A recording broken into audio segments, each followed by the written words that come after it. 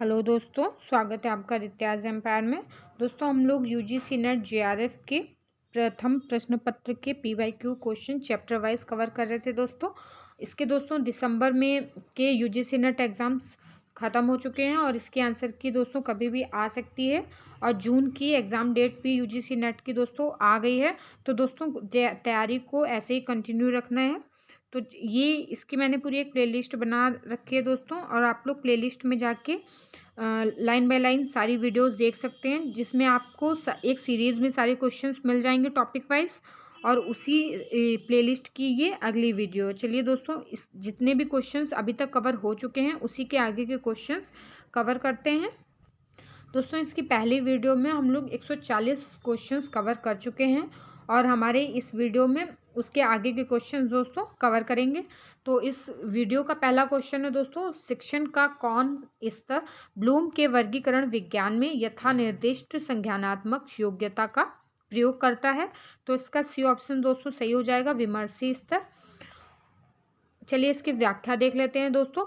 Bloom के वर्गीकरण विज्ञान 3 मॉडलों का एक समूह है, जिसका उपयोग सीखने के उद्देश्यों को 3 अलग अलग डोमेन संज्ञानात्मक, भावात्मक और मनोगत्यात्मक में स्पष्ट करने के लिए किया जाता है। शिक्षण का विमर्शी स्तर ब्लूम के वर्गीकरण विज्ञान में यथा निर्दिष्ट संज्ञानात्मक योग्यता का प्रयोग करता है। दोस्तों अगला क्वेश्चन है, किशोर अधिगम में निम्न में कौन कौन सी भावात्मक विशेषताएं निर्णायक महत्व की हैं? तो दोस्तों ए दिया गया है समूह से तदीयत्व की भावना, बी है नायक पूजा और संवेदनाएं, सी है पड़ोसियों के साथ भावात्मक संबंधों का विस्तार, और डी है निर्भरता, उन्मुखता और मित्र बनाना। तो इसका बी ऑप्शन दोस्तों सही हो जाएगा। किशोर अधिगम में नायक पूजा और संवेदना जैसी भावनात्मक विशेषताएं निर्णायक महत्व की होती हैं। दोस्तों अगला क्वेश्चन है, एक विद्यार्थी को औपचारिक रूप से विहित विषय के अध्ययन में अवधारणाएं और सिद्धांतों के अवबोध, विश्लेषण और व्याख्या में कठिनाई होती है। ऐसी स्थिति में अधिगमकर्ता के कौन से अभिलक्षण या विशेषताओं की जांच करना सबसे संगत होगा? दोस्तों इसका डी ऑप्शन सही हो जाएगा, संज्ञानात्मक अभिलक्षण या विशेषताएं। चलिए इसकी व्याख्या देख लेते हैं दोस्तों। अधिगमकर्ता की संज्ञानात्मक विशेषताओं की जांच करना सबसे संगत होगा यदि एक विद्यार्थी को औपचारिक रूप से निहित विषय के अध्ययन में अवधारणाओं और सिद्धांतों के अवबोध, विश्लेषण और व्याख्या में कठिनाई होती है। अगला क्वेश्चन है, निम्नलिखित कथनों में अवबोध स्तर पर शिक्षण की विशेषताओं तथा मूलभूत आवश्यकताओं से संबंधित तथ्यों की पहचान कीजिए। तो दोस्तों इसका पहला नंबर दिया गया है, शिक्षण तथ्यों और सूचना के स्वपठन पर बल देता है। दूसरा है, शिक्षण तथ्यों और सूचनाओं के मध्य संबंधों को देखने को बढ़ावा देने की एक गतिविधि है। तीसरा है, शिक्षक अपेक्षा करता है कि विद्यार्थी अपने शब्दों में अभिप्राय का रूपांतरण और निर्वचन करने में सक्षम हो सके। चौथा है, शिक्षक प्रस्तुत तथ्यों के पुनः स्मरण और अभिज्ञान पर बल देता है। और दोस्तों पांचवा नंबर है, शिक्षक मुख्य विचार को स्पष्ट करने के लिए बड़ी संख्या में उदाहरण देता है। तो दोस्तों इसका सही ऑप्शन डी हो जाएगा, 2, 3 और 5। चलिए इसकी व्याख्या भी देख लेते हैं दोस्तों।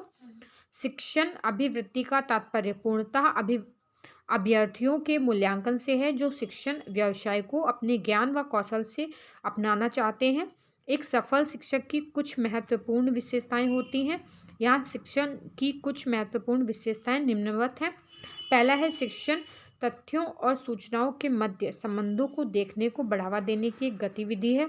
दूसरा है, शिक्षक अपेक्षा करता है कि विद्यार्थी अपने शब्दों में अभिप्राय का रूपांतरण एवं विवर्चन करने में सक्षम हो सके। दोस्तों तीसरा है, शिक्षक मुख्य विचार को स्पष्ट करने के लिए बड़ी संख्या में उदाहरण देता है। दोस्तों अगला क्वेश्चन है इसी का, अधिगम को प्रभावित करने में निम्नांकित में से किन कारकों को सामाजिक क्षमता के रूप में चिन्हित किया गया है? तो ए है सामाजिक दर्जा, दूसरा है प्रेरणा, तीसरा है बुद्धिमत्ता, साधारण और विशिष्ट, चौथा है संवेगात्मक स्वास्थ्य, और पांचवा है विचारों को कार्य रूप में परिवर्तित करने में असक्षमता। दोस्तों इसका सी ऑप्शन सही हो जाएगा। 1, 2 और 4। चलिए दोस्तों इसकी व्याख्या भी देख लेते हैं। अधिगम को प्रभावित करने वाले कारकों में से सामाजिक दर्जा, प्रेरणा तथा संवेगात्मक स्वस्थ ऐसे कारक हैं जिसको सामाजिक क्षमता के रूप में चिन्हित किया गया है। जिस सामाजिक सांस्कृतिक वातावरण में बच्चा बड़ा होता है, उसकी अधिगम प्रक्रिया पर उस वातावरण का महत्वपूर्ण प्रभाव पड़ता है। सामाजिक सांस्कृतिक वातावरण में हमें एक अधिगम रूपरेखा उपलब्ध करवाता है।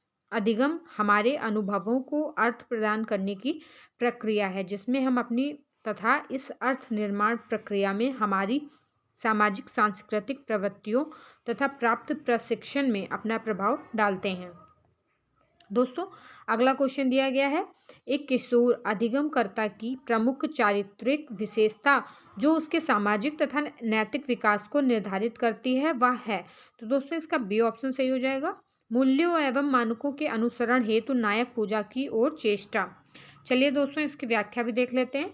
एक किशोर अधिगमकर्ता की प्रमुख चारित्रिक विशेषता जो उसके सामाजिक तथा नैतिक विकास को निर्धारित करती है वह मूल्यों एवं मानकों के अनुसरण हेतु नायक पूजा की ओर चेष्टा है।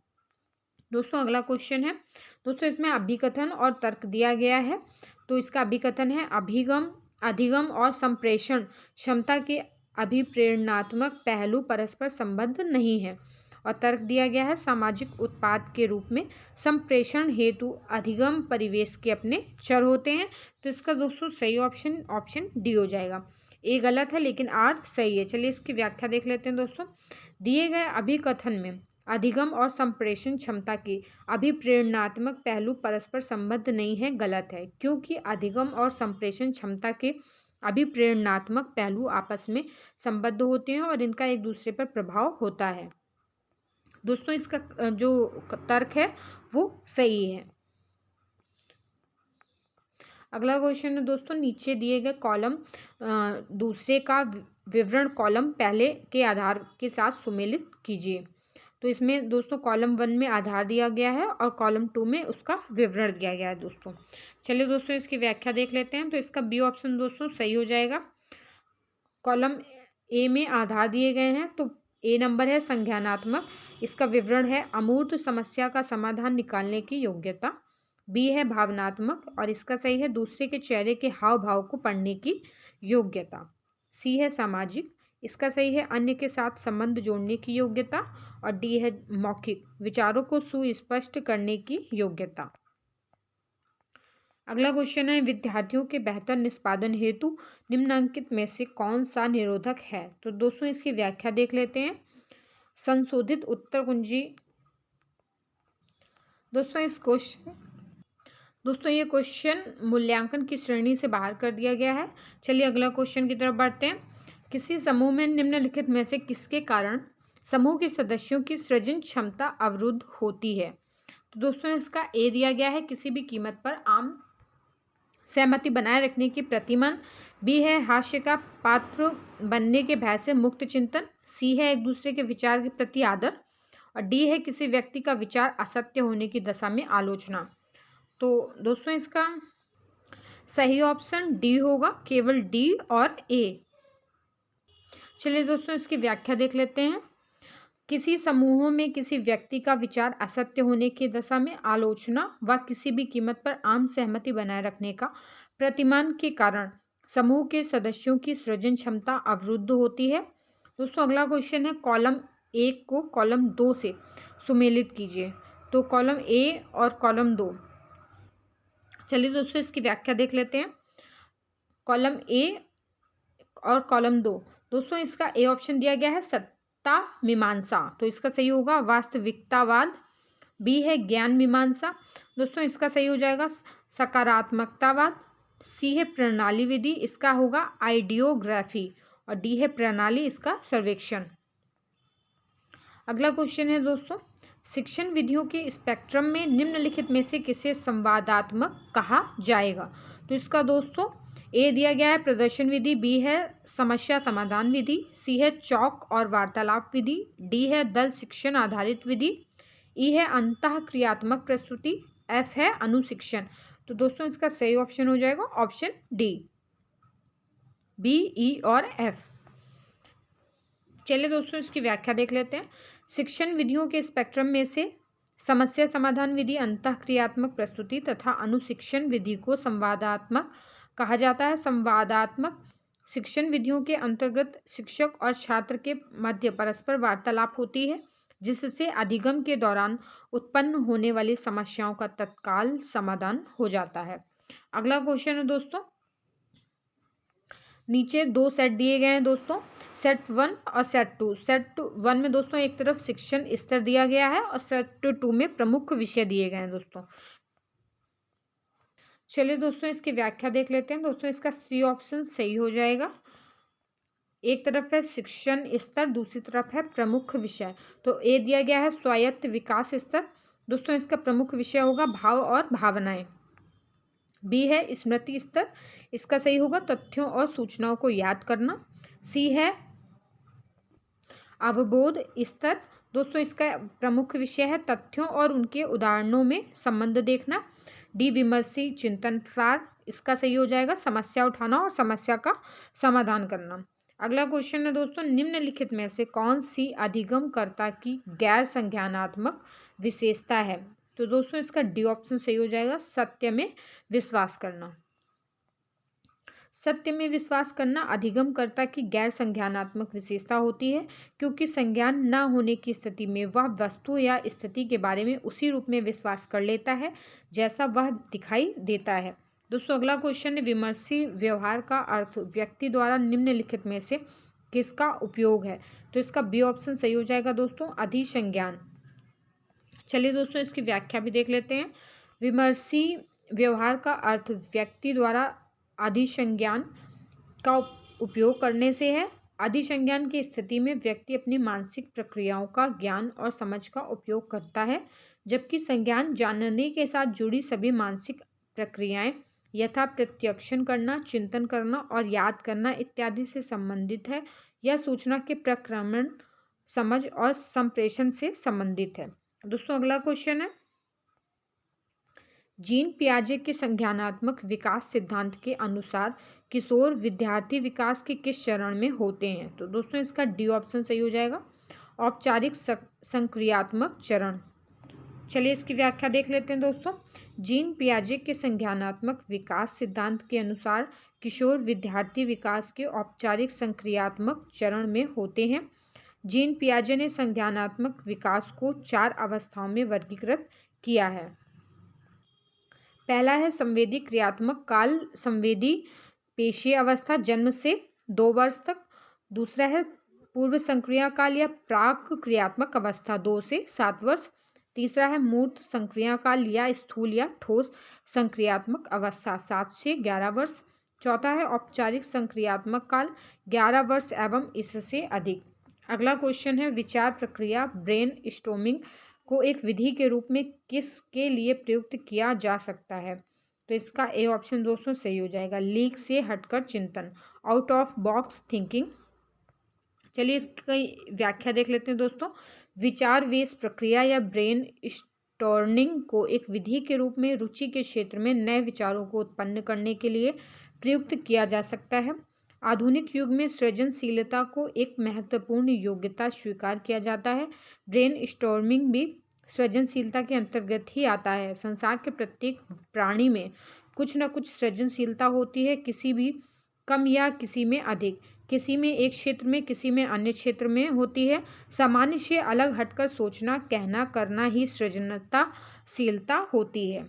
अगला क्वेश्चन है दोस्तों, निम्नांकित में से कौन एक शिक्षार्थी के गुण के रूप में भावात्मक बुद्धि को उत्तम विधि से वर्णित करता है? तो दोस्तों इसका ए दिया गया है अपनी स्वयं की और अन्य लोगों की भावात्मक बुद्धि की पहचान करना। बी है अपनी भावनाओं को दृढ़ता से व्यक्त करना।